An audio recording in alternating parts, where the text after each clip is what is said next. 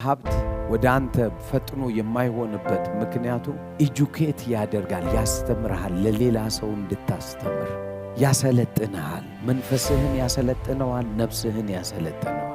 እኔ እኮ ምሰራው እንዲህ ነው፣ እኔ እኮ ማደርገው እንዲህ ነው ብለህ ሌላውን ሰው ትረዳ ዘንድ ነው። እግዚአብሔር ረዳት ነው ራሱ። እግዚአብሔር ደጋፊ ነው ሌላውን ሰው አንተን በማውጣቱ አንተን በማክበሩ አንተን ገንዘብም ሆነ ዕውቀትን በመስጠቱ ለሌላ ሰው ትሆን ዘንድ ነው።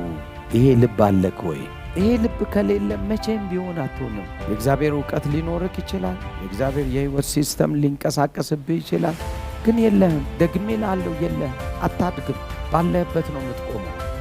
ያለውን የሚሰጥ ሰው ነው በእግዚአብሔር ሪልም ውስጥ መንቀሳቀስ የሚችለው። በሌላ አማርኛ አንተ የሱ ንብረት መሆን አለብህ።